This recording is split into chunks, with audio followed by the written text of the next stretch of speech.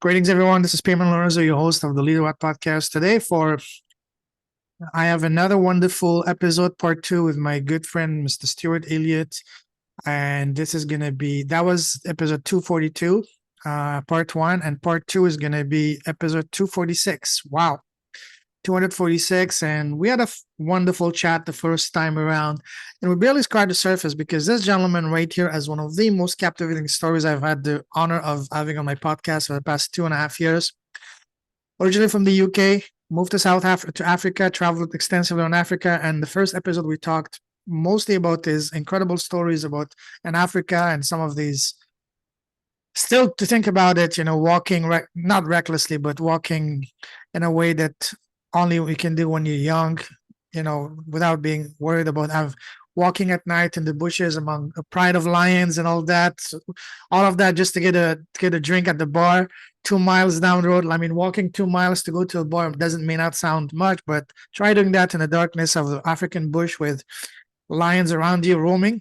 Now, if you can do that, I would love to have you on my podcast.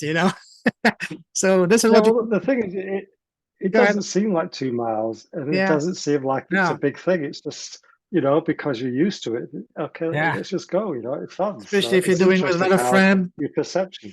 even Yeah, more so if you're doing with another friend who also has the same mind, the same thing. Just go to the bar and just it's not just about going to the bar, but about overcoming. I'm sure, you must have had your own fears to overcome, and not only to prove to others, but mostly to prove to yourself, hey, I can do it. yeah. Lion, on, you know. It's strange because there's another little bit of a story, a Yeah. similar thing, but it's actually in Dar es Salaam in Tanzania. We were staying there, and we were told, okay, there's a bar down the beachfront that you can go to. And the guy who told us about it said, but be careful, there's a lot of muggers around here. So it's a good idea to take some sticks and stuff with you. And we're like, okay.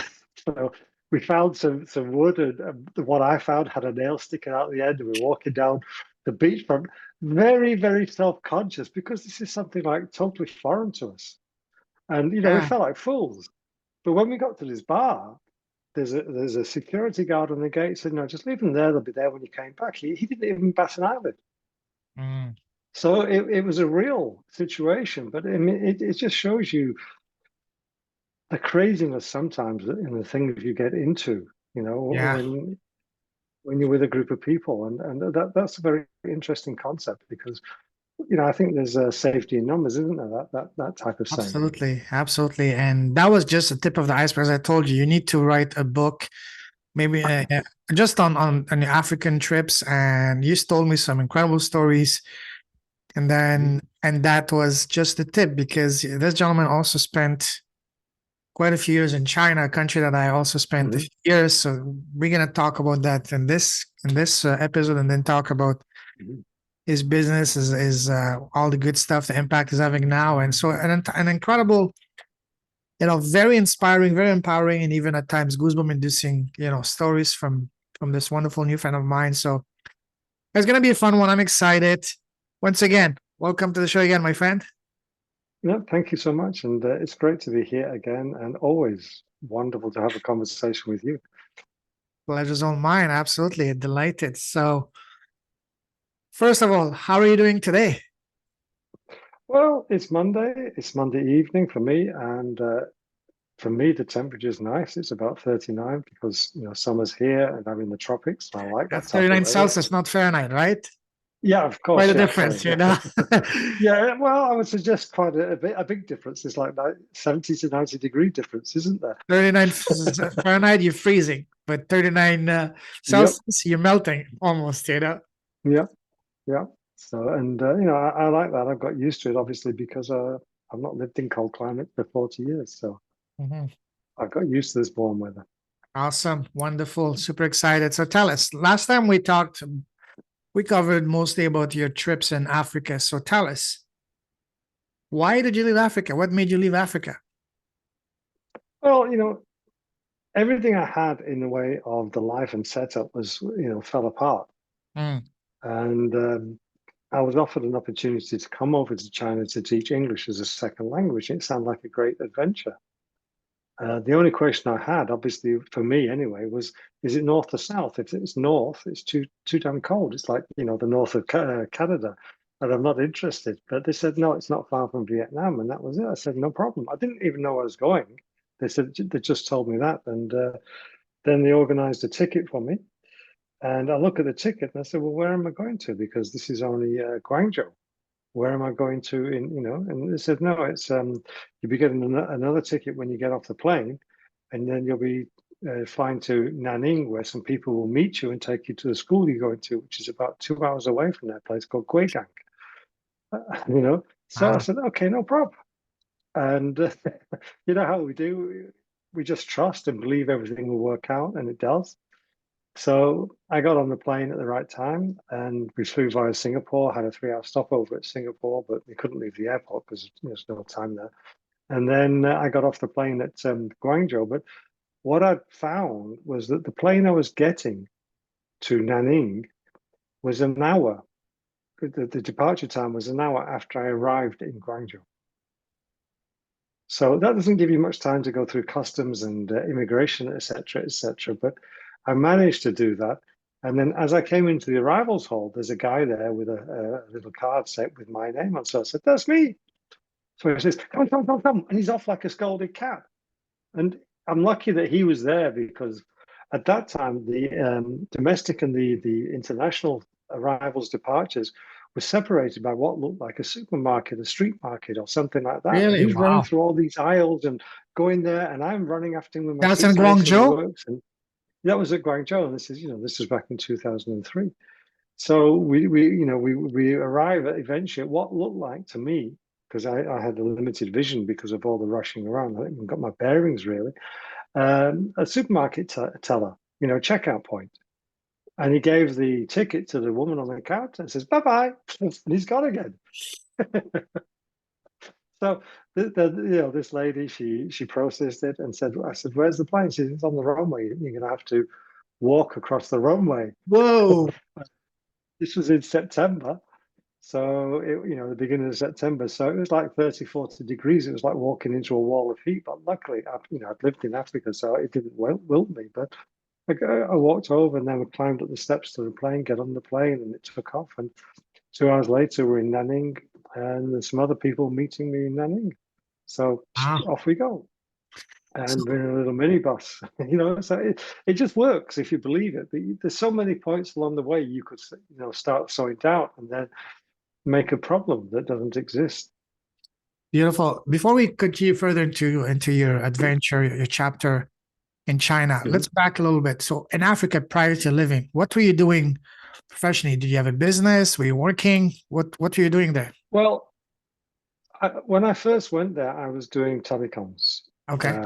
microwave radio, and think that was my trade from back in the UK. And the first day on the job was actually very interesting. What I was doing was helping to commission microwave radio links for Eskom. Eskom is the major power supply provider, and they had their own private microwave radio network.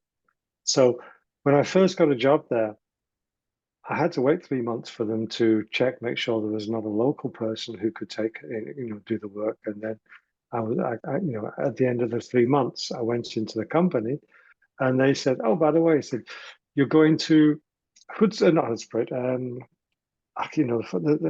into the north of Pretoria, about 300 kilometers away, and you're gonna commission a radio link there." And it was interesting because we went off, there's three of us in the van, and we go up this mountain eventually after driving for about 4 hours. We go up this mountain, and there's a microwave radio tower on top of the mountain. They opened the doors of the thing and said, "Okay, you wait here. You see that one over there? And you can see this mountain in the distance. There's a little thing. We're going to go there, and we'll call you when we get there." 3 hours later, they called me. Wow. So I've got 3 hours on top of this mountain in the middle of the bush, and it was beautiful. This was my first day on the job. And then they called me. We did the work we had to do, and then they locked up, and I had to wait another 3 hours for them to come and pick me up. And then we stayed overnight and went on to the next thing. So it's really interesting. And the fact that I'd been, number one, I enjoy nature, and number two, the fact that I've been, traveling through Africa, it wasn't a problem to be just dropped on top of the mountain with nobody, Just like in the and movie, then we just drive up. yeah, you didn't jump from a plane with a parachute right in the middle of the bush, no? Well, I could have done it. It could have done. That's how isolated it was, and they took the vehicle. Wow. It's interesting, but yeah, I mean, then I moved on to because I was traveling all over the country, and I found a girlfriend, and I was too far, apart for it. So after a year, I was on another company that was doing some work for the Air Force, frequency hopping radio, and then I moved to Philips, and I was factory support in Philips, doing a lot of work with the factory test gear and stuff like that, but all electronics. And then the girl I met, we got married, and she started a landscaping company. And I eventually joined her in that. And then when we broke up, I I got myself into a nice little hole where I had no money, nothing, no house. The house would be repossessed. You know how things happen. And the friend at that time, I took up archery, and a friend who I knew through the archery club, he invited me to, because he could see I was needing a bit of cash, to stick the fletches on the back of arrows for his, archery club. So that was my source of income for about a month or so. And I was just sat there, making piecemeal. So I've got enough money to buy some bread and some dog food because I had two dogs. And then I started working for him and doing programming for PLCs, which are like small industrial computers, for his main project, which was subblowers on industrial boilers. And then, as it happens, both my dogs died, and I got offered the opportunity to come over here. So I said, "Look, I've got to go. I've got itchy feet. I've got to go. I've got nothing here, so let me go." And it's actually interesting. It's sad as well because about 3 months after I'd left, well, yeah, 3 months after I left, he got murdered in his factory where I would have Oh been working. no. Yeah, some people broke in and they shot him and stole the computers. So that could well have been me because I Yeah, was wow. often there at the weekend on my own. So maybe that was part of the plan. I don't know, but that is a sad thing, obviously. But you know, I was doing that, and I came over here, and So the rest is history, as they say. before going to China, wow. How long had you been in Africa at that time? Before prior to 18 years. 18 years. 18 Wow. years. So mentally, were you completely checking out and ready for your next chapter? Were you looking for to go to somewhere else, and then China opportunity fell on your lap? How did that It talk to us was about the process?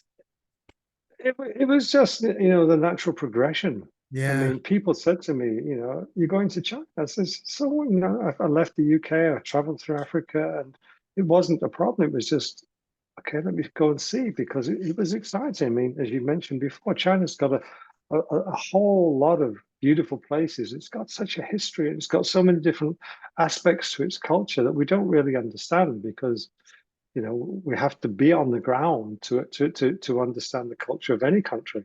It's just like me, I've never been to the States or Canada, so all I know is what I read in books or what I hear from people or what's on the yeah, news. So that doesn't tell you the culture, sure. doesn't tell you anything about people. Yeah. How did the China opportunity come across your path? Was it someone that connected you? Were you looking? Did you hear about going to China and you were actively looking and finally you connected with a recruiter? So tell us how I the opportunity. I, I just found some people who were friends, and they were Chinese, and then this one lady who had an English school in South Africa where they brought students over from China, and she said that there's an opportunity for you to go. Are you interested? So I said, yeah. Obviously, after deciding if it's north or south, and then I did a TESOL certificate teaching English as a second language because I'm not a career teacher, but that was the requirement. So I did that, which obviously helps. And then she organized everything, and because I trusted and I believed, it all worked out. Beautiful. What was going through your mind on the flight from South Africa to China? Was it the same thing that was going on to your mind when you were the first time leaving the UK to Africa, or was it something different? Well, it was slightly different because going to Africa, number one was a dream, and number two, that was my first real foray out of England. I mean, I've been to a couple of places on holidays for a week or two, Mm. but not on the same type of thing. So there was a whole lot of excitement and expectation because there's a 6 month overland trip driving through Africa. Now over to China, I've got all that experience back in me, so it was just okay. We're going there and I can't wait to see what happens and everything else. And there's also, because this was coming to teach English as a second language, there's a slight apprehension because I'm not a career teacher, so I don't know how it's going to work. And I did get thrown in the deep end, Yeah, but wow. we'll get to that in a second. But Yeah, yeah, wow. there wasn't any real fear. It was just okay. This is it. Let's get off the plane and see what happens. And I wasn't even concerned whether or not the person would meet me or the people would meet me at the two different plane stops because I just believed it was going to happen. So I think that African sojourn had prepared me in a way. Absolutely. If I'd have been fresh out of school or whatever, I could have had a whole different lot of emotions and feelings. You know, one of the things I understood in life is that wherever you are, you're at the specific moment you're meant to be, and that is preparing you for your next stage of your next chapter of your life. So you mentioned Hmm. actually, you anticipated my question. How did Africa prepare you for China? And you just answered Hmm. that. So that's beautiful. Now, what was, so the moment that you landed in China, what was your expectation from the image you had painted yourself? Of course, I'm sure you did your research before going. It's one thing for us to do research, and I will tell that that applies to any country, but even more so to China, because China is not a country. It's not even a continent. It's a new planet. It's going to be a different planet for someone, for a Westerner, because you will be completely isolated. You will be in a sea of people, but you won't be able to understand what's written, what's being said.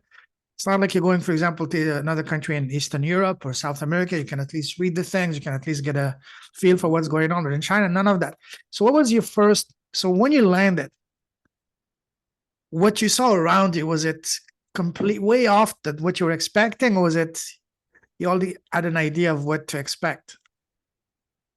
Well, the very first landing obviously was in Guangzhou, so that's an international airport. Mm, So it is familiar. They've got English signs and everything else. yeah. So we have to skip past that. We've got that little story Mm, of what seemed to be a market, which I would never have navigated on my own. But then when I got to Nanning and the people met me, at that time, Nanning was a sort of like a sleepy hollow. But now it's almost like Hong Kong. It's just shot up in the last 10 years. It's crazy how it's grown. yeah. But at that time, it was like a sleepy hollow, and then they took me out in a small van, and there was a couple of highways, and then just looking at the countryside, and it was just like parts of Africa in a way because there were these vast fields of corn. But that area, there's a lot of corn, or there was a lot of corn grown for methanol. Mm-hmm. And the other thing that was very common there was sugarcane. They were some of the two big crops. So in some ways, it was like being in the farmlands of Africa, because they got these massive farms. But obviously, there's the difference in the buildings, the architecture, and everything else that you see. Nothing like in the background because a lot of China has got modern buildings, just like you see in the background that you've got in Kuala Lumpur and that. But when you get away from that, there's a whole difference. And then when we arrived at the school, it was a secondary school, and they've got teachers' digs and everything else. And they put on, a bit of extra work for the Western area. And they just said, okay, there you are. There's a room. There was one guy who could speak some English, so we were able to communicate. And then we were left alone for 3 days. And then this guy just appeared one morning, and he was our point of contact. He appeared one morning, and he wanted the passport, and he couldn't speak English. So Beautiful. there's a little bit Yeah, of that apprehension there because he needed to get the visa process. So okay, reluctantly we give him. Then he walked off, and then he came back again, and he took us out for a meal and stuff like that. And he became our point of contact. And the other guy who could speak English, he was actually a teacher at the school, an English teacher. But in that whole school, there were two schools. So one was a lower middle school, and the other was a higher middle school. But they were on separate campuses, about a mile apart. There were about maybe, I don't know, 15 or more English teachers, and none of them could speak English. I could only have a conversation with one of them. really, But if you wow. think about, yeah, if you think about the way the education system is, everything is taught and they teach grammar. They know grammar that we don't even know exists. True. That could be embarrassing because they ask you questions and I've never even seen this. I've got no idea. I can Exactly. speak the language. I know Yeah. how to use it. So they have everything taught in from this was back 20 years ago. They probably changed it a bit then, but they had everything taught from the Chinese point of view. But because there was nobody who could speak English, it's very difficult for the students to be able to take it on board and be able to use it. And that was our job. That was our job. Mhm. Wow. So it's interesting, but one little thing that I'll never forget was I arrived in September, and then we had the Spring Festival, no, yes, Spring Festival holidays in January, February. I think it was late January that time of the year. But it's cold. I mean, it's really cold, and there's no heating in the rooms and that type of thing. And at the back of the school I was living in, there was another school, but it was a much poorer school because that area was, wasn't the most affluent city at the time, and they didn't have hot water for the guys. The girls had hot water, but the guys didn't. And one day, in the early morning or You mean weekend hot or water whatever, where? And the sink or in the shower? in the showers, in the bathrooms, whatever, I So the just guys heard were this guy screaming. supposed to do I heard what? this guy Take a cold shower or go to the girls? even worse, even worse. I mean, I Wow. hear this screaming, and I look out the window, and there's a guy there washing his hair with his big bucket of water. He's just washing. I was like, yeah. Wow. So it's mind blowing, and it's very interesting. I mean, we hear about ice baths and things like that, but they didn't have a choice. It wasn't wasn't a willing thing. Wow. But there is, I mean, there still is especially in some areas, a massive disparity of income, and there's some areas are very Yes. poor. I've been to some of those areas. The schools, they don't have windows in the classroom. They don't Yes. have glass. They just have openings in the wall. There's no heating, so the children sit there with 3, 4, 5 layers of clothes on. And we sometimes we go there to help and to do what we can, but they have quite a rough life. In the Yes, cities it's indeed. different. Yes, especially in the small. So there is that contrast still, and they are working on improving it. But it's a big country, and it takes time. Sure, absolutely, absolutely. Do you remember the first meal you had in China? Was it difficult for you to to order your meal, or was it something that was easy for you? The very first meal. I didn't, at the beginning, I didn't even have to order meals because the people who were looking after us, Ah, they were doing it. okay. However, I'm a vegetarian, and even today, it's still a challenge sometimes in some restaurants. Like the other day, I I was there, and they'd made a point. My mother-in-law was there, and she made a point of organising everything. And then on the table, there's this plate of veg, beautiful looking plate of veg, and I took a mouthful, and it had been cooked with pork fat. It was disgusting. So even today, you still have challenges, but back then it was more difficult to get their mindset involved with this strange foreigner who doesn't eat meat. My first day, I flew from Toronto to Shanghai and then Shanghai to Hangzhou. There was a van that met us in downtown Hangzhou to take us to our place. First, he took us to a hotel in downtown Hangzhou. It was me and an Italian guy also that was working there. So after dropping our bags and taking a shower, We both met and to go look for a place. Downtown Hangzhou, 2015. I'm not talking 20 years ago. Mhm. We couldn't find, so finally found a place, a restaurant to eat. No English menu. Of course, they don't speak any English. I don't even have a SIM card yet. My first evening, just a couple of hours after basically landing in China. Arriving, yeah. And then, so how do you, of course, how do you get what you want? So I wanted some chicken. So you know what I did? Mhm. At first I was trying to say chicken, chicken, chicken. Oh, no, no. Timbudon, timbudon, timbudon. No, Okay. And I say, "Pok, pok, you pok, got pok, to pok, do pok." it. Yeah, yeah. That's exactly what I did. And they go, huh, huh, okay. She burst out laughing. And then my buddy, he wanted some seafood, especially crabs. So what he did, he got Mhm. a napkins. I don't know how we managed to get a pen. So finally he started to draw Mhm. on the napkins Mhm. a crab. And the woman was wow. And then for side dishes, I just stood up, went around the tables, and started pointing. Mhm. You gotta do what you gotta to eat. You know, we take it for granted, You but got to do, yeah. Yeah, I mean, sometimes you can see from the pictures, but other times the yeah, pictures don't give you no, there was a no complete picture. The menu was story of all in what's there. Chinese. Yeah. Yeah, no picture, nothing. So yeah, you have to do it. And what is interesting is how creative you can be in those Yes, you situations. have to. It's a matter of I survival, mean, literally. yeah, yeah. I mean, I used to go to the markets a lot when I first got there because we had cooking kitchen on in the flat, so I did a lot of cooking there, and it was great. We had the most beautiful time, myself and the assistants. I had a little pocket dictionary. I'd try and find the words, and we'd have these conversations, and they loved it. It was wonderful because I found the people to be so friendly and hospitable and Yes. going out of the way Very true. for you. Yes. Very true.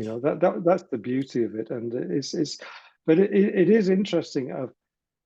Again, I had that experience, a similar experience in Africa, so it wasn't such a challenge in some ways. I mean, when we were in Kilimanjaro area, I didn't climb the mountain. We camped halfway up it, and the rest other people went up. But there was an Australian and went to a bar one evening, and he didn't understand Kiswahili, but he wanted to talk to the people and order a beer. A beer is a universal word, and he had a bottle anyway. And he wanted it ice cold. He knew Good the luck getting that in Kiswahili word China. from, Yeah. No. yeah, but he said, but he wanted it ice cold. So, we're on the mountain, and he knew Moja was one. So he said, beer Moja, Kilimanjaro, points to the mountain. And the guy looks, no problem. He came out with this thing that was almost frosty with ice. I mean, it just shows you how creativity Oh comes yeah. out at the right Yeah. time if you need it to. And I think what it is if you have that fear, how am I going to communicate? How am I going to do this? Then that's what you're going to create. Mm, But as you found out, I've got to become a chicken. And it's fun. It's an icebreaker. It's not something you would ever think about doing in a Western restaurant, in the Western world. But yeah. because you're in this country and it is so strange for Westerners, you find ways and they accept it. They think it's beautiful. But now you started a relationship that you couldn't have started somewhere else. And in the Western world, no matter where you went, if you went to some remote village, say in Paraguay, they would still understand chicken, some basic words. Yeah. Hmm. Chicken, they would still understand that. Chicken, beer, they would find someone that speaks even a couple of words of English. But in China, Hmm. nope. It's more challenging. It's more challenging, but Yeah, it is part of the fun, isn't it? It's part of yeah, that adventure. absolutely. Absolutely. And it's a growth thing for us as Big time. individuals. Big time. For me, I was just having a call before you, and I said, for me, the two biggest schools of life have been traveling and sports. It's what I learned Hmm. the best lessons about life, sports, about never Yeah. giving up, always, helping your teammates, Hmm. working together. And in situation like in China, for example, you have to get to become very resourceful. It's the smallest thing that we take for granted, ordering food. Forget about Yeah. getting a cell phone or whatever. You need an actual Chinese to help you go with it. Yeah. Hmm. Here you go to a store in 10 minutes, you just bring your ID, you get a new account or whatever. I remember the first Hmm. time I went to China back in 2012, I went to Guangzhou. I wanted to buy a cell phone. It took me, I swear to you, an entire afternoon. I had the entire sales force of the store around me, circling me. Hey, listen, I have Mhm. two questions. Is this unlocked and can I use it outside of China? It was basically just Nobody one knows those. question. Just one Nobody question. knows those things. Nobody knows. And I swear to you, the entire sales force of the store was just surrounding me. Yeah, of And it took course. me an Yeah, afternoon because just to buy a single cell phone. yeah, but you have to learn that patience, don't you? And that was in Guangzhou and Zhejiang town in a very touristy area part of the Guangzhou. So imagine Mhm. the smaller town. So now I was blown away. Yeah. I was blown away, but you definitely have to be patient. That's for sure. Yeah, That's I mean, and you have to become resourceful in ways you never even expected or thought yeah, about being resourceful. yeah, That's the thing. And you find actually through that communication's not that difficult when you get out of yourself and you start doing all these silly things, yeah. like becoming a chicken. I mean, would you ever have thought of that before you came over here? I'm going to model a chicken in a restaurant because I'm hungry. You do that, they would think you're crazy. You lost your marbles, you know. Yeah, but here it's all part of the fun. So it's interesting. Um, I can't tell you how many things we had. This is actually an icebreaker to go and people would come to you. And one time I was just, in one of those, what is it called? Those Muslim restaurants in China and Mhm, small streets. mhm, What's it? Longzhou noodle shops. I was just sitting, mhm. eating my food. I was going there all the time. I love the food. And the people came very close, despite not speaking the language.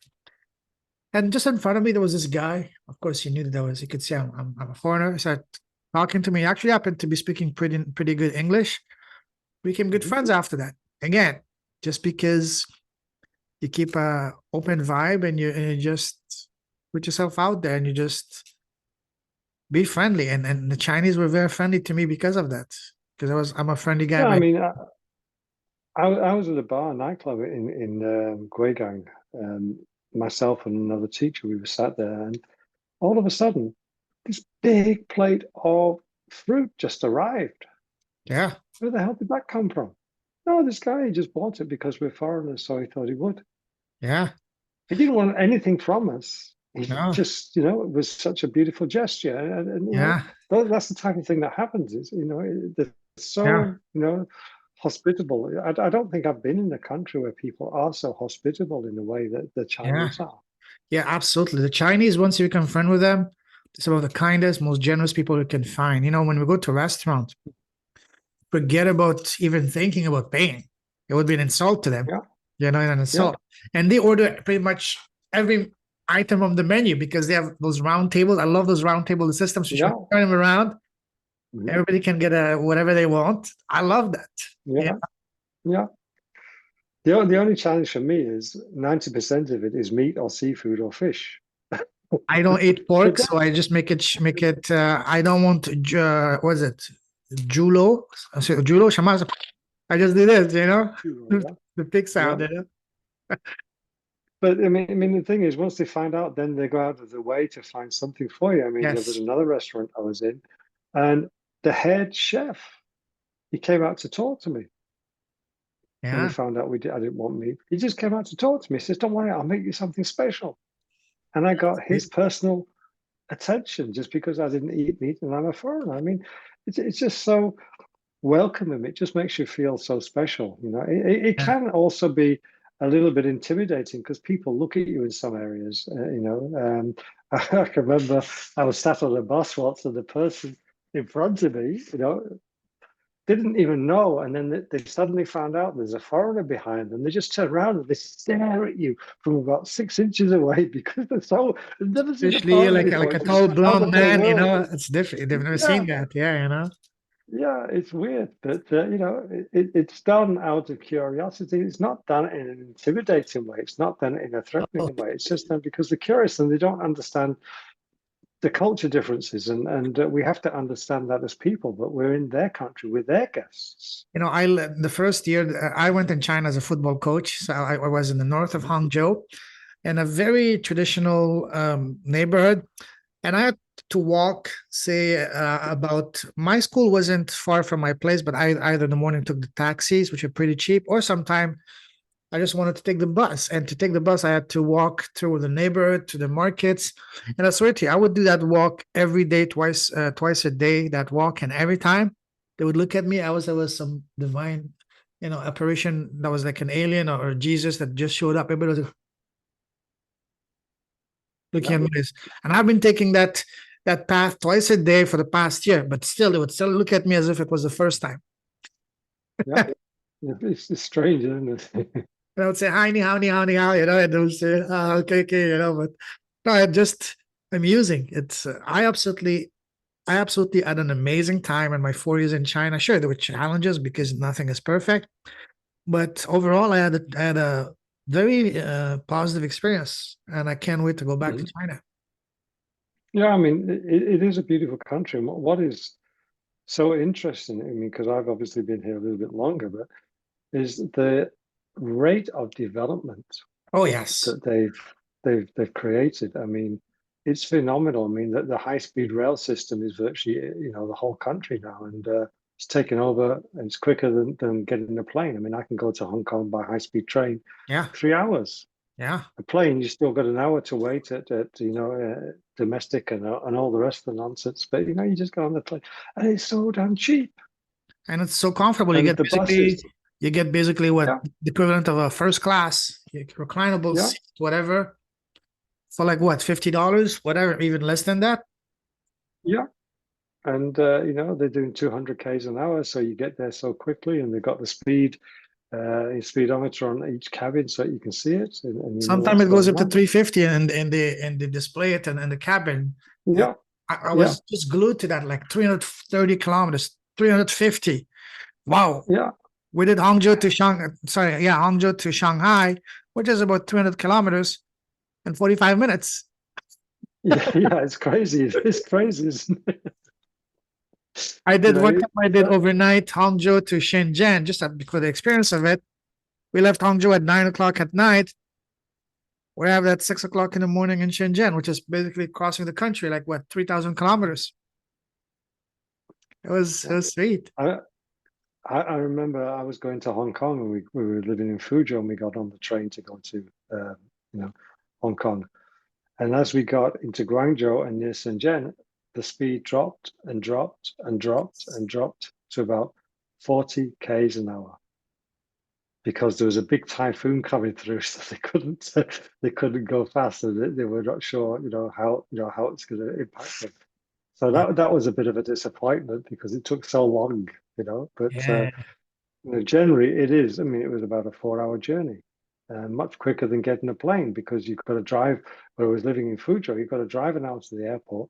You've got to get to the airport because it's international, at least an hour, 2 hours before, and then you've got the flight there and all the rest of the stuff. So I mean, it was way better to get the train, Hmm. and to be open with you, much more comfortable because you've got more space on the train compared to Oh, absolutely.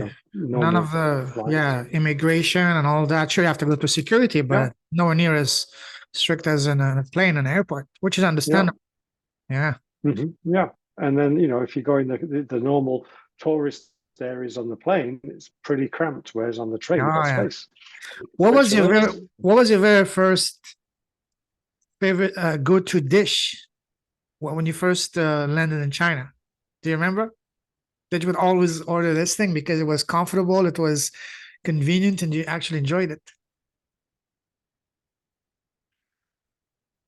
The only thing that comes to mind offhand is tofu, but again, I need someone to explain that I don't eat meat because most stuff had meat in it. Even noodles, they'll put bone water on it, or sometimes they'll cook the vegetables with bone water, because they think it adds flavor, and I don't like that. So I didn't have anything that I actually specifically ordered apart from tofu. And I remember one time I told someone I like mushrooms.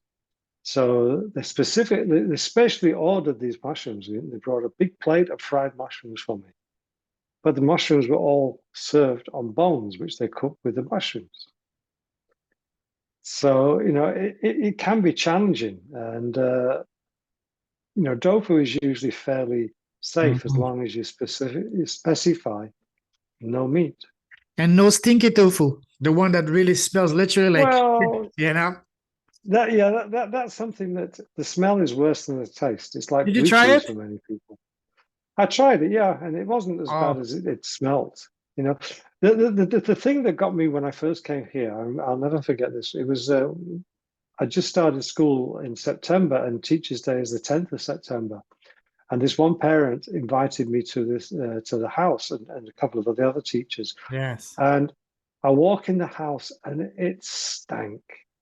It really stank. I couldn't figure out what it was, and I thought maybe it's just the house is dirty, so I keep quiet and everything else. And anyway, we had food. They made food specifically for me, and a lot of other food, shrimps and stuff for the other teachers who came, because there were some of the Chinese teachers as well who came. And then after the food, we were sat in the lounge and we were talking, and they brought this plate with this. It just looked like cat sick on it, and this was the thing. It was stinking. It was smelly fruit, durian. Oh God. Yeah. And that was what I smelled when I first walked in. It's got a very pungent aroma.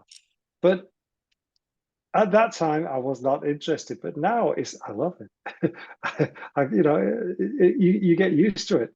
And it tastes much nicer than it actually smells. But that first time, it was like, because I've never experienced anything like that. I couldn't figure out what the heck it was. Oh It yeah. didn't look very appetizing. For So yeah, I me, was a little bit. my first favorite dish in China, actually three. One was first. Remember this very basic but delicious dish of tomatoes and eggs? Oh yeah, that's nice. Yeah, That was my first that's the go-to. full back one. Yeah, that one. And then I loved going to those, small street restaurants and getting, we can pick whatever vegetable you want, whatever. I love the grilled Hmm. fish. They open it with a Hmm. lot of garlic. Oh, that was, and the eggplant. They grilled it. Hmm. Oh, those things, I love those. Yeah, and you said garlic. There's a lot of garlic over here. Oh, yes. Oh, yes. And it's very I go healthy. like 6 or 7 or 8 cloves of garlic a day when I cook food.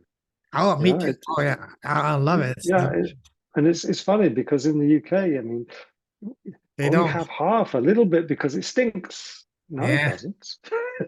No, It's if you weird, isn't it? cook, The it's perception. delicious. Yeah. Yeah. That's why so when your school or other Chinese took you out for dinner, whatever, did they try to get you into the Baijiu train? Because I couldn't stand that Well, yeah, thing. they did, but again, not only am I a vegetarian, I don't drink any alcohol. Oh, And I'll never forget, there was a guy who took us out and we went to KTV, etc., oh yeah. etc. And they play the games, the dice games and all the different games. And What kind the of loser KTV has was to, it? Was it the clean one or the fun one? well, I think there was some fun, but I wasn't involved in it. So they Sometimes I did got took out. one time. I swear to you, November 11th, they have the Singles Day. So Yep. a couple of my there was one sorry, it was not an English teacher. It was an art teacher, very highly respected art teacher. We became friends because he wanted to practice English. So, and then one time on November 11th, he took me and a couple of other of his friends first to dinner, a lavish dinner, typical Chinese. And after that, went to a KTV, invited a few of other of his friends. So I had no idea. So he said, okay, we go to KTV. We already had quite a lot of drinks before that. Once we arrived there, then said, okay, we're gonna have a surprise for you. What? Just take your pick. Like a lineup of amazing, beautiful women and the nightgowns. So what do you mean choose one? Just choose one. Don't worry. It's a gift. Okay. So I chose one. Of course, I don't speak Chinese. She doesn't speak English. So we did. She was sitting beside me all night long, pouring my drinks, joking. We're just conversating on WeChat using the translate option. It was hilarious. And the guy was saying, "Come on, Mhm. she's yours. Do whatever you want." Okay, whatever. We just started drinking and all that. But that was quite a fun experience. Was that the same for you as well? Yeah, I mean, it happened, but you have to, you have to be a little bit careful because you never know what's going on in some of these situations. And I always manage to stay sober because I don't drink, number one. And number two, I was just a little bit careful about where it would take me and what would happen. So, that's the thing. But I'll never forget this one guy. He took me out. He was the host, and I don't drink. So when we're playing the dice games and things like that, the loser has to pay a forfeit by drinking a glass of Ijo. And now because I'm drinking tea, he took the forfeit for me. So he got more and more and more and more plastered. Where I stayed sober and everyone else around me. And that was a whole different paradigm. And I've been out to some places where, it's a business meal, but we're guests of honor type of thing. And then at a certain time, we're taken home because we don't drink. And they want to let the hair down and get going, but they don't want to embarrass themselves in front of people who don't drink. So we get taken home and then left at the hotel or a flat or whatever whilst they carry on. And that's until 2 or 3 or 4 o'clock in the morning. So I'm quite happy to go home then because I don't like getting up for going to bed at 4 o'clock and after a heavy night and then getting up to do some work the next day at 7 or 8 o'clock. It doesn't work for me that. I'll But yeah, share with you. it's interesting. I will And share with. Go, say, go ahead, go ahead. no, I say, and the girls have been there; they've been brought on for you. But Yeah, I just maybe I played shy or whatever, so I didn't get involved because you never know. yeah, There's quite a few stories and things sure. which I don't want to get involved into. Those are best safe in person, when we meet in person. Yeah, But I yeah. will share one funny story with you. One time we went to a startup competition. Me and a French friend of mine. He flew all the way from France, so they flew us from me from Hangzhou to Guangzhou. And they had a driver pick us up, put us in the best hotel in town, in a small town in what was it called, Zhongshan, just close to Macau on the border. Yeah, yeah. Amazing. Mhm. And then the first day on the competition, we finished second, and of course, they wanted to treat us. They took us to a lavish dinner with some dignitary from the city. We had no idea who's who because in China, most people dress down. The person might be just wearing a Mhm. t-shirt. It might be the mayor or the head of the major company. You have no idea. Nobody's. Mhm. So we went to Yeah. dinner. On the dinner, I mean, no expenses spared. All the food, all the drinks, and we know that I love wine. My friend was French. They brought us a couple of wines, and then they put us. Then that's when the fun started. After a few rounds of beer and wine, my friend didn't like the wine because he thought the wine was not good. It was like the Great Wall, and he's a French, so very picky Mhm. about wines. And then the game started of the baijiu. When they cheer each other. They give us a Yeah. little bit for us, and for them, they take a big mug like this and they down it as if it was Yeah. water. I was kind of used to it, even though I didn't like it. So I took a few. And of course, when they cheer Mhm. to you, you have to, as a respect, you have to cheer as well. And my Mhm. friend, I swear to you, Stuart, you got a sip of it. And after a few sips, I didn't pay attention because, we're just enjoying each other's, the rounds and Mhm. all that. At one time, he just stood up. He went to the bathroom. Nothing special about that. And then 10 minutes, 20 minutes, 30 minutes, 40 minutes, the guy doesn't come out. And my friend asked, Yeah. "Who's your friend?" So I started knocking on the door. Are you okay? Are you okay? Jerome, you okay? Yeah, I'm okay, but I'm not coming back. Why? I can't stand this crap. What are you talking about? It's Baijiu. She was hiding in the bathroom not to get any more of Baijiu. It is a grown man, Yeah. French guy that loves his wine, loves drinking, but he couldn't Mhm. stand Baijiu. Yeah. Yeah. So Well, explain that to the that Chinese. is The Chinese pretty. are laughing. Yeah, they love it. But that stuff is pretty dangerous, Oh, really. yes. It's not uncommon for people to get involved in these drinking games for half an hour, and then that's it for the rest of the night. They just collapse, bong, gone, and they're carried home basically. Yeah. And if you're not used to it, it's even worse. And it's not only that, but it's got a very, very powerful taste, hasn't it? Worse than sort of ouzo and things like that. Yeah. It's like basically drinking Javix. It's that powerful that actually, if you're not careful, it can really kill you. Actually, that's unfortunately what happened to a teacher from England. And I was going through some hard times, but he just during his lunch hours, he would just go back to his place and buy the cheap Chinese baijiu, and he basically destroyed his Mhm. kidney, and he literally died. because his Yeah. kidneys failed, and he was pretty young guy, like 45, 46 years old. So you have to Yeah. be very careful with that. It's literally poison. Yeah. It is, and you know, it's not only the quantity, but the speed with which they're consumed. Yes. You know, that's the thing. You don't get a chance to, you know, to process it. It just hits you, and it's like Yeah. drinking a liter of pure alcohol in one go. And you know It how ain't good. The Chinese do business. You know, they Mhm, first get you to dinner, KTV, mhm. they get you Yeah, completely drunk. If you relax. can, Yeah, if you can handle that, then they will you will gain their trust, and that's when they will start talking about business. It's yeah. wasn't uncommon to see grown man, Western man, on the floor laying down because he couldn't take it anymore. And these guys were Mhm. just laughing because, hey, come on, guys, you need to be able to handle your drink. Yeah. Well, you know, because I didn't get drink, maybe Mm. they didn't want me Give you a involved as pass. much as Yes, some of the yes, other people. Yeah, because you know, what's the fun if you don't drink? yeah. Question going back. You coming from spending so much time in Africa, and Africa is famous for having some of the best meat in the world. What made you become vegetarian? Life, because I got hepatitis, Oh, wow. Okay. and it was interesting. I mean, when I came home from work one day, and I was been outside, you know, all day in the sun. It was quite common for me to come home and sink a few beers, you know, a few frosties out the fridge. And this one night, it was a Friday night, and I had a beer, and it took me about 2 hours to drink it. And then I got a second beer out of habit, and I didn't finish it. And the next day, I was on an archery competition, and I just we drove driven 4 hours to get there. I spent the whole day in the car, you know, trying to sleep.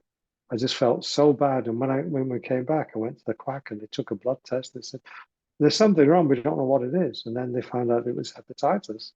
Wow. Where I got it from is a good question. It could have been a blade of grass I picked up and chewed. It could have been, you know, a frosty can of beer or a frosty can of Coke or something like that, you know, because it is passed on by water. And they said, you can't drink, you can't eat meat, you can't have fatty foods, you can't do this. Basically, fruit only diet for the next 3 months. And the funny thing was, the 3 months was over, well, before that, I went yellow, I went thin, I got yellow, and one of the girls at the archery club said, look at your legs, they're just like chickens. She really thought it was funny. But everything was yellow, my eyes were yellow, everything. So Wow. obviously my, you know, kidney, you know, liver had given in. But when I this time, you know, it was only hepatitis A because B can last for 10 years and C can kill you in you know, quite a short time. Yeah. But that was bad enough. I mean, it really was bad enough. And I said, okay, right, I'm better. I'm going to get a big fat rump steak about an inch and a half thick, like you used to, put it on the braai and cook it. So I did this, took one little bite of it, and it tasted disgusting. It was Wow. rancid, it was evil, it was horrible. So I gave it to the dogs and they loved it. And from that day, I didn't eat meat. Obviously, that bout had changed my body, and I didn't drink. And what was funny as well was during that period, I didn't miss any of them once. Wow. So it would seem that life was giving me a message because I was on the way to, or maybe I was even an alcoholic, you know, because you come home from work, you've been in the sun the whole day, the hot African sun, come home, grab a frosty, and then have another and another and another without realizing it. You don't feel like you're getting drunk or anything else like that. So, you know, it seems like life stepped in and said, hey, Stuart, wakey, wakey. So So since you made that's what that, made me become a since you made the transition, so you went basically cold turkey, or was it the slow transition? well, yeah, it was forced cold turkey. Oh, wow. My body couldn't handle it. The liver couldn't Yeah. process it. So now Um, looking back at that drastic decision, cold turkey, to stop drinking and stop eating meat, mhm. what benefits have you seen in your life as a result of that, from a health wise, and also from a, you know, productivity and any other benefits you've seen firsthand? Well, there is more energy, definitely, because meat takes a lot of processing. If you look at a lion, it'll eat a lot of meat and then it'll sleep for the next 23 hours or so or longer. So it takes a lot of energy to process it. And The challenge is to get the balanced diet. You know, meat has got a lot of goodness in it that the body needs. So if you just go straight onto veg on its own without, working on a balance, then that's not healthy on in and of itself, because we need that, that nutrition.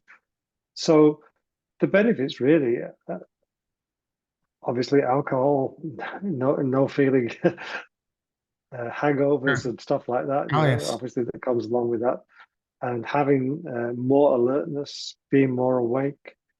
I would suggest as well. I did lose weight, obviously, with hepatitis, but I would also suggest that I've kept my younger looks more, Yes. for longer than I would have done if I, had been still on that type of diet. And then, Sure. obviously, there's the long-term health problems of having unhealthy diets. Who knows, how that's going to play out in the future?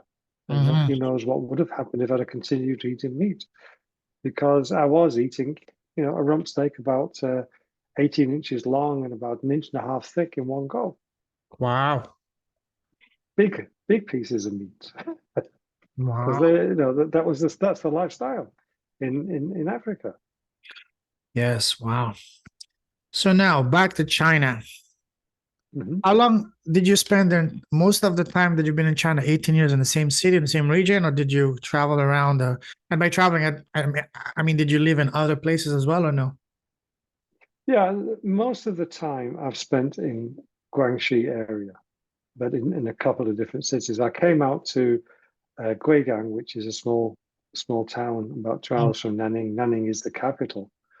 And then I moved back to Nanning, stayed there for about 5 years, and then in that period, I met this girl. It was actually interesting how we met, because the school I was working at was a private school, and it was for children up to about Mm. 11 years old, generally, but generally Wow. younger.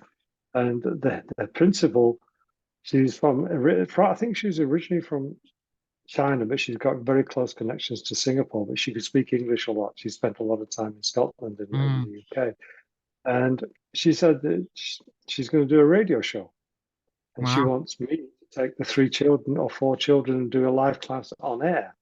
Hmm. And the DJ who was designated to be the host just happened to be this young lady who had a very basic understanding of English, but no real experience talking to strangers.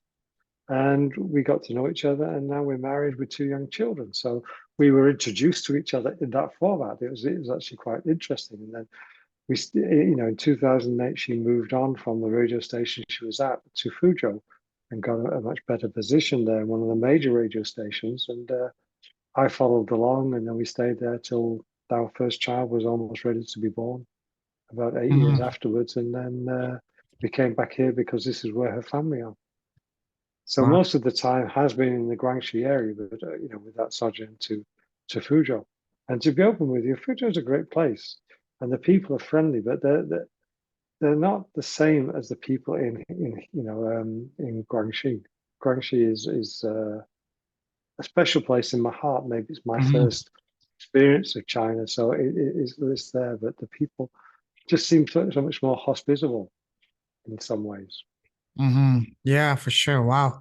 So in those years, how long did you spend teaching? Until about 2016, but it's interesting. When I first came here, as I say, I'm not a career teacher, and I was still finding my feet and everything else. And the first class, the first time, because we were at the school there and we didn't know what was going on. And then one day we're taken out by this guy who I mentioned, who took the passport to get it processed, the visa process. He was our liaison, if you like. And we just dropped in front of this crowd of about 500 people in a big hall and said, teach. We're the experts, teach Yeah. them English, sort of thing. Yeah. So that was a bit of a shock to the system, as you can imagine. But I turned it into a question and answer session, and that went down quite well. We managed to get a lot of good interactions. Because I Hmm. mean, how do you just teach? You don't know who the people are. But going back to the school, what I found was, because I was new, I was more focused on what happened in the class, what happened afterwards, and doing a review of the class. And I did that for about 5 years, and I learned so much about children and even how the moon affects their concentration. And I got to recognize that, okay, a full moon's coming. Okay, we need to do these types of things rather than this type of thing. And as it happened, I became the most popular teacher, and I had the highest class retention rates, and I had the highest scores. And I thought, what the hell am I doing? I've no idea. I was just having fun. That's it. And That's the that's secret. the thing. Yeah, it is. And sometimes because the school system is so rigid here in some ways, and the focus is on remembering for, to pass an exam. Memorization. Yep. Me being there is an oddity, and I can get away with things that the local teachers can't. For instance, one of the first classes I had, I had the set work that they'd already been through, but they couldn't speak, and I had to get them to speak it. And it just so happened to be about fire, the house is on fire type of thing. And I split the class up into groups, and they're doing a little bit of reading and aloud. And then it came to the part where someone's phoning the fire brigade, and they said, "Help! Help! My house is on fire!" And they were so down. I said, "Bullshit." Excuse the expression, but I didn't use that language there. I said, "Rubbish! You won't talk like that." You know, if your house is on fire, you'll shout louder. And then I went to the door of the classroom and just opened it and shout, "Help! Help!" So you just played it out. Yeah. Wow. Mind blowing. Teacher would actually do something like that, and after that, Yeah. then you know, all bets were off, and they were going for it. Then they were having fun, and they started to enjoy it. And afterwards, this is what I realized. I was so different from the regular people, and I was focused upon fun, and they loved it, and they learned a lot, and that's why they wanted to come back, because it's one of the few classes they actually enjoyed. I mean, I had students tell me, "I'm a study machine. I'm not a person. I'm a study machine," That's exactly it. because they Yes. have to just remember the exam, and that's shocking. So much pressure for them. They have no life. They have no youth. I've Yeah, seen that. yeah. Yes. Yeah, it's they're not even expected to have fun because they've got to get this exam at a high score.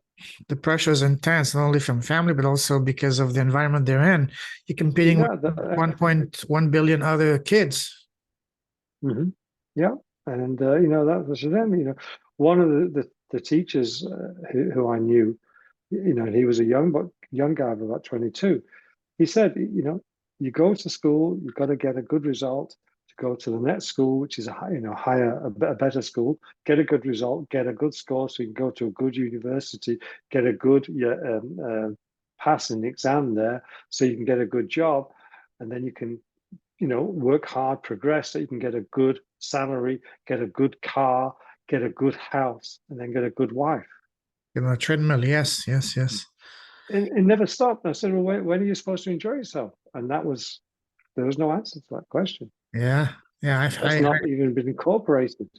Yeah, I faced the same thing when I was as a football coach. I felt bad for the kids because Mm-hmm. they were overwhelmed by the weight of all these expectations, all this the work, all this workload. I mean, literally from six Mm-hmm. o'clock in the morning to 10 o'clock at night. After class, they would take some either English classes or the tutoring or whatnot. Mm-hmm. Saturday, same Mm-hmm. thing.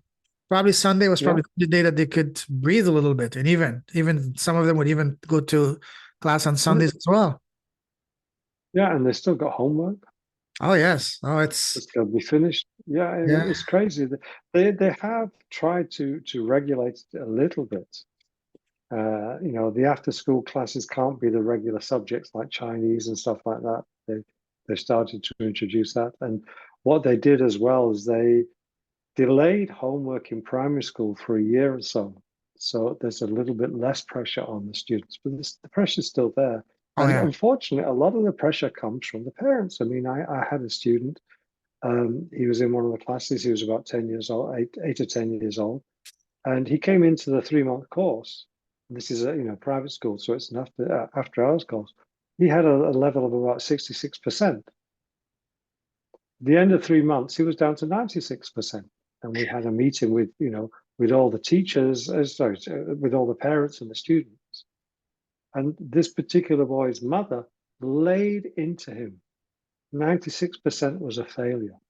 And she did it publicly in front of everybody else. Wow. He's gone from 66% to 96% in 3 months, and he still failed.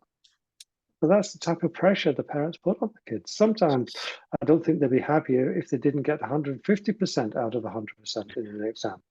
Yeah, because from You the know? parents' perspective, also, it's, you know, they cannot be blamed because of the one child policy. There's a lot of pressure. And in China, they don't have, I mean, most people don't have this retirement safety net. Their retirement is basically their kid. Yeah. That's their Yep, they've retirement. got to look after them. Yeah, Yeah. and if they don't get a good job and a high salary and everything else, yeah, it's very difficult to get your mind around when you first Yeah. come here. It is almost mind blowing, but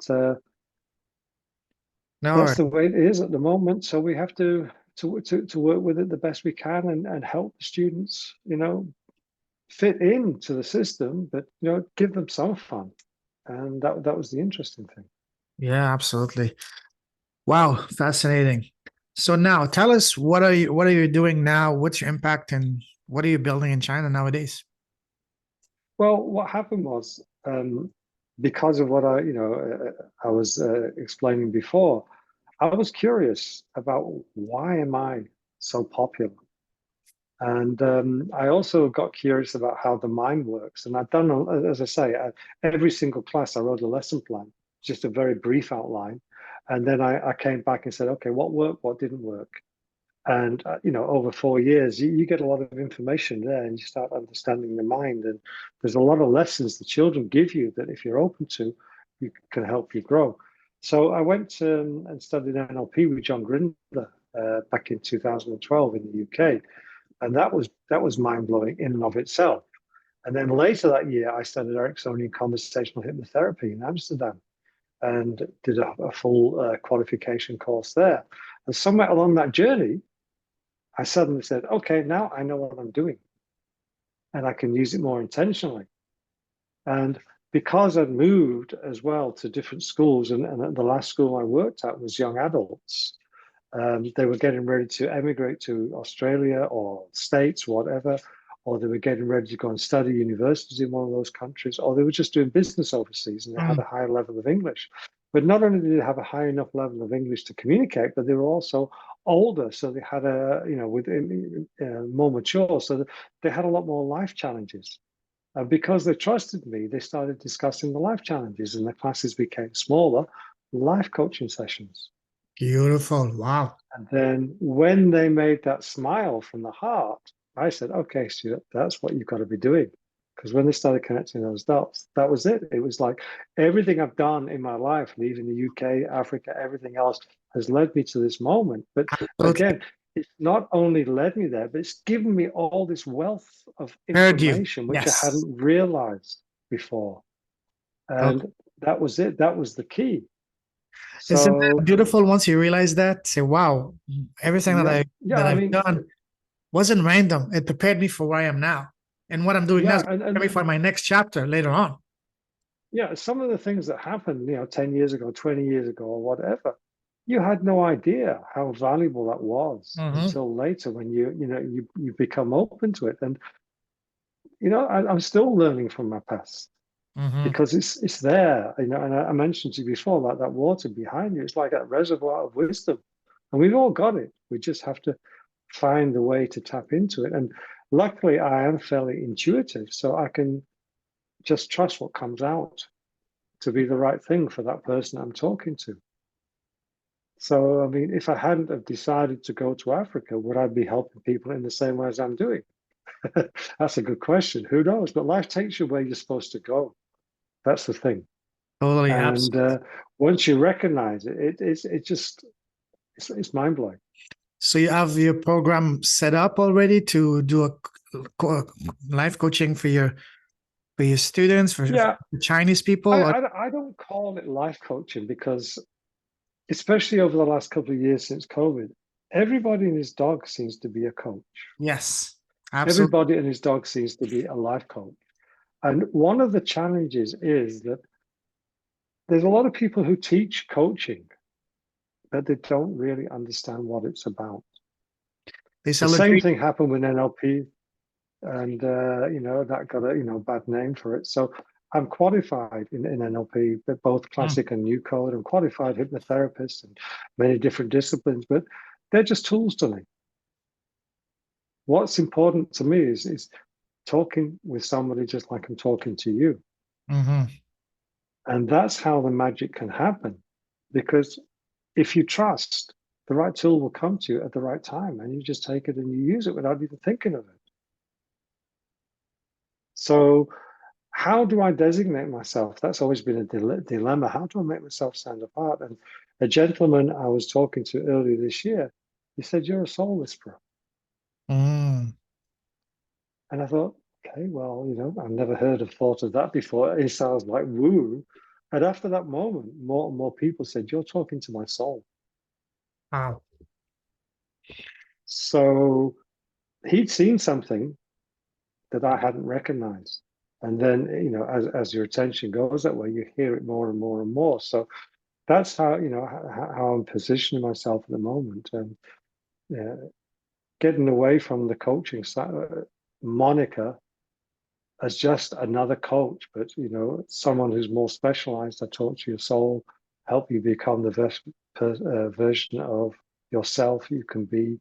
And there's a gentleman who introduced me on a panel once when I was invited to be a guest last year, and he blew me away because I had no idea, he was even thinking that way. And he said, "Stuart, what he does, he makes sure that you have joy and happiness no matter what you do, and he does it just by talking. He gets inside your head and he takes out what you need to hear and then Mm. feeds it back to you in a way which is just so beautiful, and then the light bulbs go off." And it just blew me away that someone recognized that about me. But when I think about it, yeah, well, that's what I've been doing. I just didn't know how to frame it beforehand. And there's no greater joy to me than just talking to somebody, having a conversation, and then you can see it, you can feel it. The energy shifts, everything shifts, Totally. and the heart starts opening up, and that tells you that that is what you're supposed to be doing. Absolutely. Speaking of that, share with us an example of the most remarkable transformation you've seen so far from one of your clients. You know, there's so many, but I'll give you a beautiful little story. And Mm.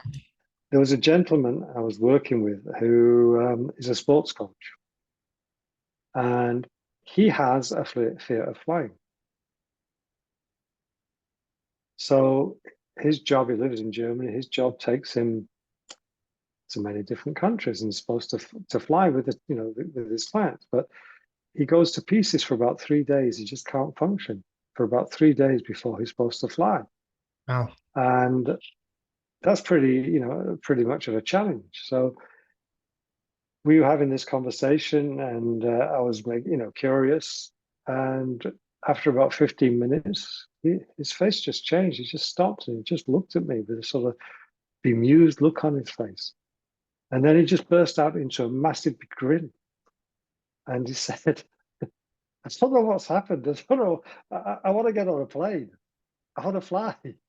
Wow. And he still to this day doesn't know what made him fearful of flying, and that's not important because the conversation we were having allowed him to work with it unconsciously whilst we were having this conversation, and it just blew the thing out of the water. And it was so beautiful that that happened, and we did some testing afterwards, during the next sort of 45, 50 minutes of the conversation, and eventually he's on this plane strapped into his seat, and there's extremely severe turbulence. The plane's dropping vertically 10,000 feet, and then it's going up and it's spinning around on its side. It's like he's strapped into this Whoa. roller coaster. And this was all in his mind, but he's living it. And he's got this insane grin on his face. He was having the ride of his life. Whoa. But this is the power of hypnosis. That when it works, when you Hypnosis. connect to Okay. somebody, because it was one of the hypnosis tools that we used to Mm. to do that. And afterwards, he said, he can't wait to book a plane ticket and fly to London because He loves London, so he's going to go and get on a plane. So, it's that type of thing can be so mind blowing. And there's another, she's an ex-student of mine who I've worked with for, on and off over the last couple of years. But the major transformation for her was she's living at home and she wants to leave where she's living, the city she's living in, and go to Guangzhou and start a career on her own. The problem is she's mid-20s, so there's expectations about boyfriend, husband, marriage, babies, the whole thing. And, you shouldn't be pursuing a career if you're a woman type of thing. Plus, in the background, 26 is not too far from 30. And if you get to 30 and you're not married, you're over the hill and everything else. There's a Leftover. big, Yeah. Big issue in China. big societal thing. Yeah. So her parents were against her, but all the rest of the family were against her. And I got her to start thinking more along, why are my parents against it? What is it that's worrying them and everything else? And she started having proper conversations rather than the fights they were having with her parents. Mm-hmm. And she started to understand it. And they then understood her and they became on her side and became the shield against the rest of the family. Because it was quite likely that they were getting told, what's wrong with you? You can't handle your child. You can't, keep her in line, and everything else.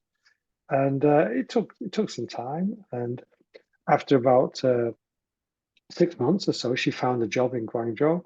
She found somewhere to live.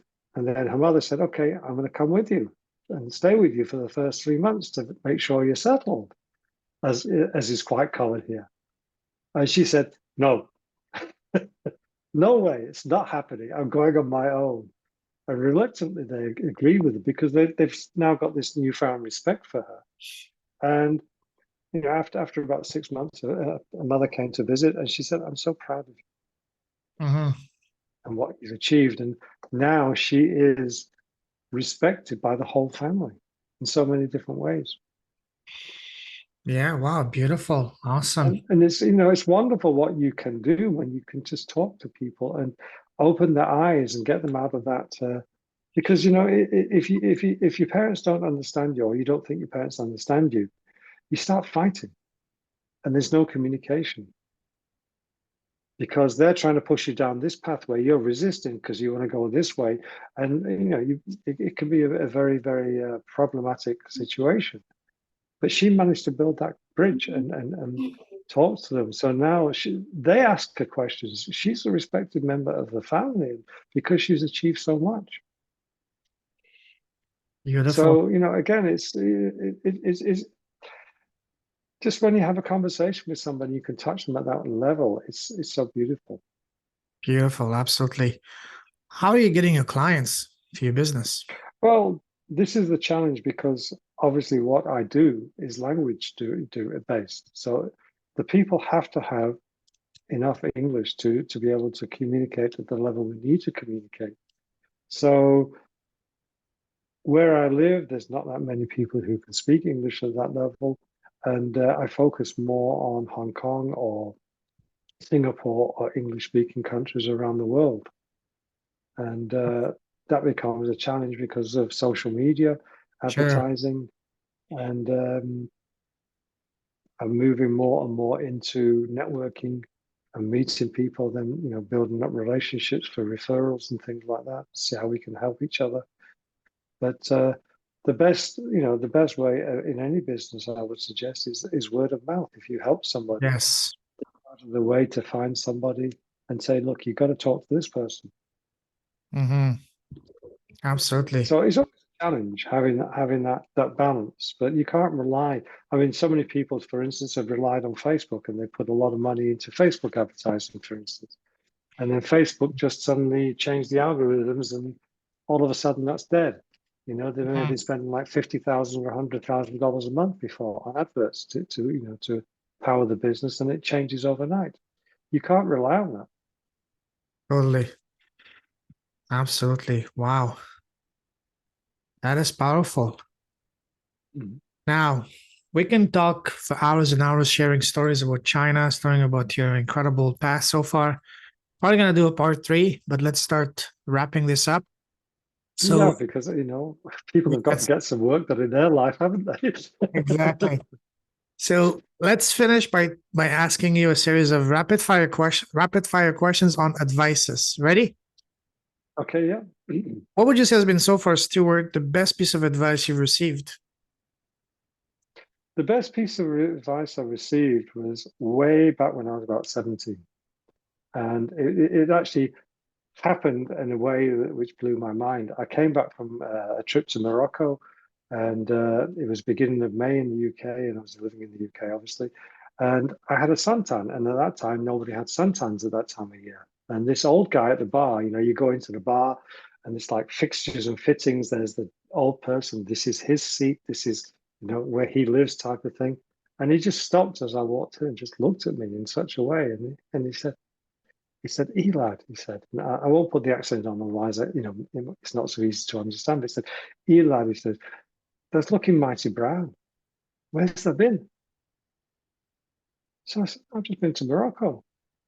And as I said that, he just looked at me with such wistfulness, such sadness. And he was going inside and he just looked and said, Morocco. I wish I could have done that when I was your age. And as he said that, I said to myself, thank you. That's the best thing that anyone said to me. I'm never going to get to your age and look back with regret Beautiful. because, you know, life is what you make it. And it doesn't matter what happens. If you look back now at this moment to something in the past, you're not the same person who started on that little journey as you are now. So you've Totally. grown from it. So there's no way to regret.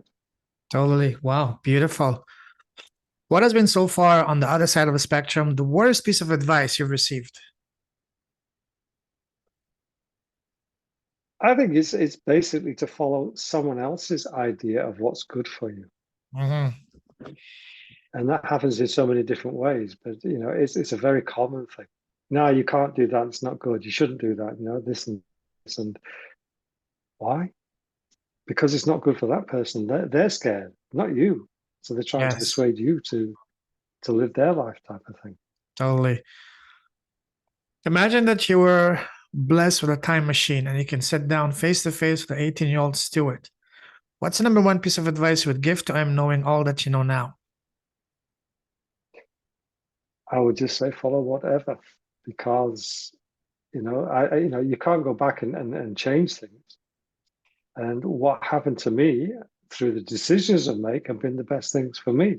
Hmm. So I would give that same advice. Just go do what you think you should do and find the ways to make things happen.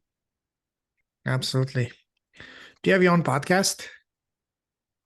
I had a podcast and then my youngest daughter came along. Sorry, my eldest daughter came along and I stopped for a little while and didn't get back into it. And I've got plans to have another one. I've just started, Sophia, Sophia Soul.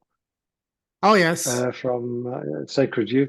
I've just started to break through the barriers tribe there, or Beautiful. break through the BS barriers tribe there. So that's about 4 weeks old now. So Okay. that's starting to get built up. But I want to have another one connecting to happiness and Beautiful. have it sort of daily 90-second tips so people can get there, and then maybe once every couple of weeks bring on a guest and have a longer episode. Beautiful. If you want any help with that, any tips, let me know. I'd be happy to schedule another call with you to show you how to monetize your podcast, to get your Mm-hmm. exact clients, even if you have no big audience. So we can schedule that next time. But imagine that today your podcast is very famous and you have the most special person in the world that you're interviewing today, and that is yourself. So, what is the first question that you want to ask yourself? Don't think too much. The first question that comes to your mind. How can I help more people? Mm. And And can I just rephrase that? Because not how can I, how I can help more people, because yes. can I is Oh, daft. I love that. I love that. That little chain that changes completely Yeah. the tone. And Yeah. Because if I say how I can, it's a presupposition that I can. The question is how. The other way is, am I sure I can do it? so you say, how can I? How I can. Okay. Yes. Love that. Love that. Now, Um, the last question I like to ask my guests, and that is my favorite question to ask, and that is, what is the smallest thing you've done in your life? And by small, I don't mean something small. I mean the one thing that you've done that has had the deepest, biggest, most profound positive impact in both your life and business. For me, for example, it's been starting my podcast. What about you, Stuart? I would suggest, and it didn't seem such a big thing to me, but taking that trip to Africa. Mm, It might, for some people, seem a big thing, but it was just the natural thing to do. And mhm, then following what came out from there, and it's interesting how I don't see it as a big thing, but other people may do. mhm. It just seemed the natural journey for me. Beautiful. Absolutely. Absolutely. Imagine that today you were, imagine if you had the entire world watching you and you had 30 Mhm. seconds. What would be your message? Trust, trust yourself, and believe in yourself, because that's really what it's all about. So many Yes. people don't. Hmm. How you trust in yourself is the expanded version of the message, but that first part is trusting yourself, because you always have a choice of how you react to whatever situation. Hmm. Most people don't understand that because they don't trust themselves. Yes, indeed. Indeed. Now, if someone wants to connect with you, what's the best way to do so? Best way is either through LinkedIn, and my email also is stuart at spg.bz. That's the easiest one for people to remember. I've got several, but that's an easy one, rather than having the long words and things like that. So Stuart would be the UART, STUART at spg.bz. And you mentioned LinkedIn. What's your LinkedIn? It's Stuart Elliott with a one, and Elliott with two L's, two T's. All right. I'll put all the show notes, your links in the show notes after, so people can Mhm. find you easy. Um, Listen, Stuart, absolute honor, pleasure having you on the podcast. Absolutely love, going to your story, phenomenal story, captivating story. And we're probably going to do a part three because there's so much more we can cover. And listen, I salute you. You're a true leader with a heart. Keep shining your light. Keep blessing the world with your impact, your vision, your mission, your smile, your presence. Stay safe, stay awesome. God bless you, brother. We're definitely going to be talking again soon. Take care. Have a wonderful day. Take care. Okay, it's my honor, and thank you for helping people through your podcast, because that's something special as well. Pleasure's mine, my brother. This is what I enjoy doing. I love, as I told you, my motto is helping good people with beautiful hearts and powerful messages to win and get the visibility they need to amplify the impact. Yeah, and by doing that, you also help your audience, because who knows what little nugget that one person drops that can change that person's life. That's exactly it. This is why we keep on saying the fact that you, Stuart, you've shared your story not in one but two episodes so far. If Mhm. someone can get inspired, if we can inspire, your story can inspire just one person to do good and get them out of whatever rut they may be, then that for Mhm. me is a success. I don't need to change the entire Yeah, world. If I can empower just one person, then for me that's a success. And that's a message I want to and that is the to other seed people. that Yeah. changes the world, isn't it? Yeah. The 1 + 1 + 1, it amplifies and Yeah. spreads like a So wildfire. it's wonderful. Absolutely. So we need more people to do what you're doing. So it's Thank you. the Thank you. messages, the messages, not my message, but the messages, all the other people Yeah. you've interviewed, 246 different Yes. shows. I That's mean, that's closing in it. on 250 soon. Yeah. And before I know it, it's going to be Yeah. 200. And before I know it, wow, 1,000. Who would have thought? That's what I mean when I said the smallest thing that's had the biggest impact in my life so far has been the podcast, not only in terms of the numbers, but in terms of the impact around the people, and but also, you know, how it helped drastically transform my life. Everything I Yeah. have now is first because of God, Well, I family, mean, we grow from each podcast. conversation. I mean, just like, the conversation I've had with you, I've grown. Thank you. I appreciate that. So that's Yes. the truth, and that's the beauty of it. The podcast for me has been a tremendous catalyst for my awakening, as well as a wonderful platform that has been part of my ongoing education, talking with Mhm. world-class experts from all kinds of areas, learning about things I thought I knew, but even more importantly, about things I had no idea existed. So that's what I do, what I do, because I Yeah, enjoy it. I love and I think also that what happens is we revisit things we thought we knew, and we see them from a different angle, and we say, "Okay, exactly. I I've never never thought thought about about it that like way. that before." Yeah, And absolutely. that's the beauty of these conversations. Yes, absolutely. Listen, I salute you, brother, and I will be talking soon again. Take care. Okay, take Take care. care Bye then. bye. Thanks.